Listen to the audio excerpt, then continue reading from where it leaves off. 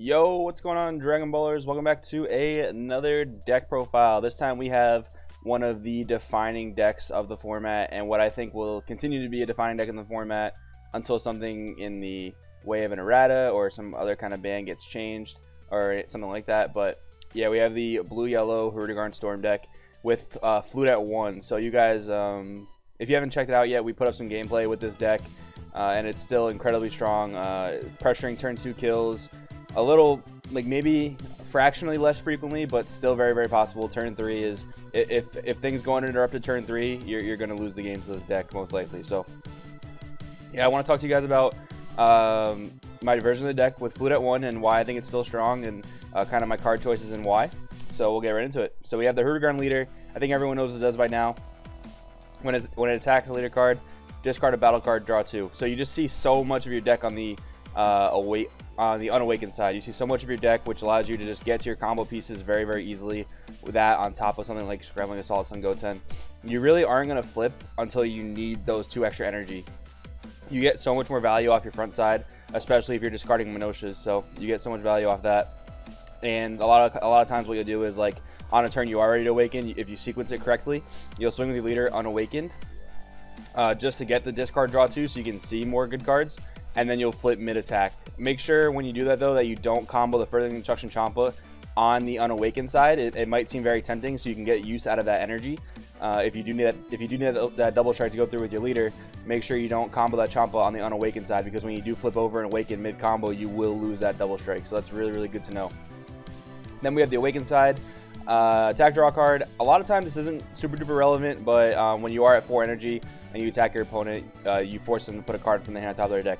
Not super relevant, because if it gets to turn 4, you're kind of in a bad predicament. But if you watch the gameplay that we posted before this deck profile, you will see that we did get to turn 4 and we did still win the game. So very good effect if it ever comes to that. All right, we'll get to the main deck. Scientist Fu, 2 of Scientist Fu. One of the win conditions in the deck, realistically, it's just a cheap game ender. Like, everyone knows it's coming, but there's not too much you can do about it because it's just so cheap and so much value, and it's really, really big pressure for game. Then we have the 1 legendary Flute. When this card got announced to 1, I wasn't sure how aggro was going to do realistically, but after testing this deck, it's still incredibly strong. Like, Flute is really nice when you see it. It's not super essential to the deck, but we do play the 1 because being able to flute back a Goten and replay it off the Bardock back in active mode and get another attack and get another draw is really, really solid. So we are still playing the 1, but it does not really slow this deck down very much. Then we have 4 Senzu Bean. Combo that with a 4 Unyieldings, 8 ways to untap energy. It's one of the biggest reasons why aggro can exist right now. And yeah, not too much to say about it. Then we have the 4 Minosha and the 3 legs to go with it. So I like the package of 4 and 3. Kind of too often when I was trying out 3 and 2, I would just draw, like, I wouldn't see Minosha, which, like, realistically you want to see Minosha in your opening hand just so you can get that attack, ditch, and then charge a blue easily. So there's that reason for it. And, like, when I was playing at 3 and 2, you know, I would, like, either open up a legs or a legs would be lifed. So, like, when I would attack with my Minosha, I wouldn't really get and discard my Minosha, I wouldn't get too much value off of it. So I kind of like the 4-3 package. It also gives you a really easy blue to charge. Like, a lot of these blues, besides the Minoshas and the legs, you don't really want to charge because you want to use them. So there's that about it. I really like it at 4. Then we have the 4 Unyielding. Already talked about it. 4 Hoi, one of the best super combos in the game by far. And the fact that this can ditch any card, not just battle cards like the leader, is really, really solid as well. Because when you're going for combos and just going to drop game, you just ditch the dead Nimbuses, the dead Batterings, the dead planets, and you just up your combo power like crazy. We talked about the legs. Then we have the 2 Furthering Instruction Champa. Another win condition for the deck if your opponent's at 2 or less life. It's very easy to pressure someone down to 1 life in this deck, but it is there if we need it. Only playing 2 because it's a 10k combo, so it's a little unfortunate when you're trying to, you know, survive on defense. And it's really, really easily accessible with your leader seeing so many cards in your deck and the Goten looking at the top 3. So you can pretty much get it whenever you need it. 3 Successor just increases your chances of opening with a Bardock. 4 is, like, a little cloggy because at a certain point, like, you know, if you ever resolve your 3rd Successor, it's really not searching anything you actually need. So resolving 2 in a game is really, really good. And after you see 1 Bardock, unless you're playing against something like full power energy, which you shouldn't really be swinging with the Bardock anyway. 1 Bardock's really all you need because it'll just keep recycling itself. Only reason you might need more is if you decide to go, like, and evolve it. So there's that. But 3 is really all you need. The 4 Bardock just starts all of your plays. This card is, like, honestly, like the deck doesn't have like one giant reason that it's a problem. Like there's not one broken card. It's a combination of several really good cards in combination in tandem with each other. I think if Bardock only said you can only play this card if your leader is a yellow Goku's lineage, I think this deck would just fall apart and like you wouldn't really be able to play it. Like Grandpa Gohan would not be an adequate replacement on its own, just because it doesn't get you a card, it doesn't pressure a leader, and you know, that whole thing. So yeah, this card would get errated. I think this deck would fall apart. I think we'd have some rebalancing towards the game. That and if that's a service to go to was to get banned, but you know, whatever. So it's, yeah, really centerpiece of the deck. 3 Nimbus, key piece in the mirror match. Like this card, if you can resolve it, if you can keep a yellow up and you're not able to kill your opponent that turn, this card is incredibly clutch in the mirror match. Literally just buys you a turn when you realistically should lose. 2 Battering Laser, for that exact reason, what I just talked about Nimbus.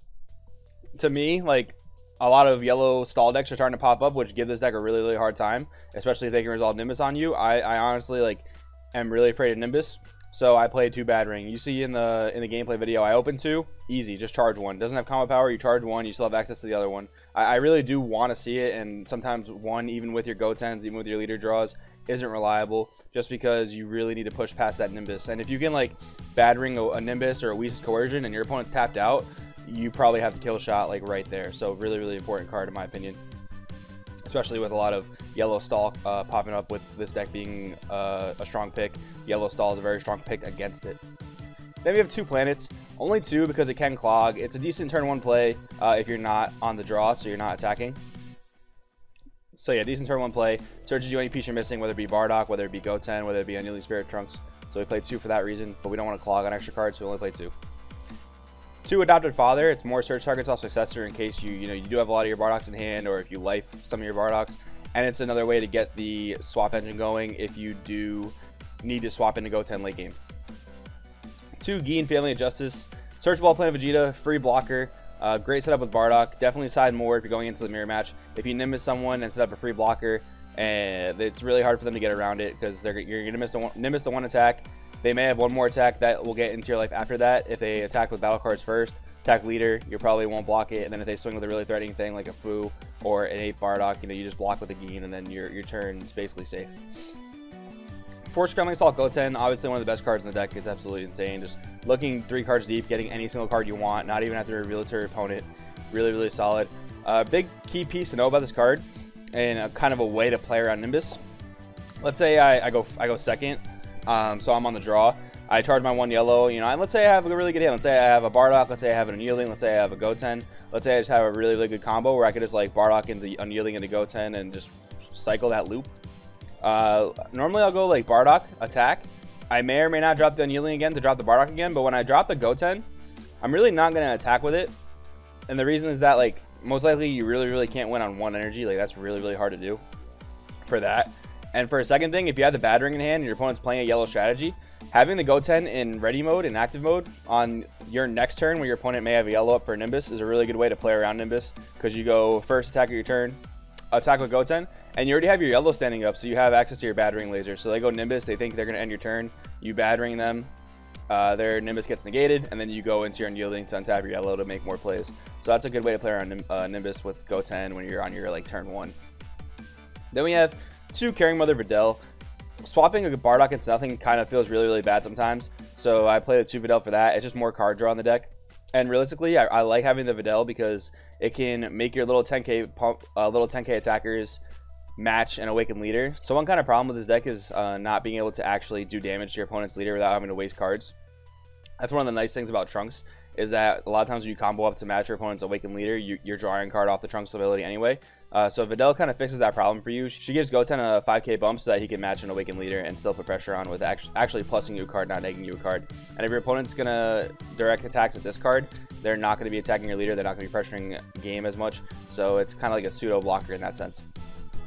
Then we have the 2 Bardock Will of Iron. Only 2 because it is searchable at planet, and realistically, the way I personally play the deck, I don't drop this as much. I've seen gameplay where like people have 3 8 Bardocks on the board and just these really crazy like ginormous board, and that's definitely, I think, like a playstyle preference. I really don't often leave Bardocks on the field that much, and if I'm using up energy, I typically won't be using it for Bardock, but there are 2 there because it is really good against the S3 matchup, so we are playing 2 for that reason. It's another win con of the deck when your opponent's at 2 or less life. So yeah, guys, that's the deck profile on the Hirudegarn Storm deck with Flute at 1.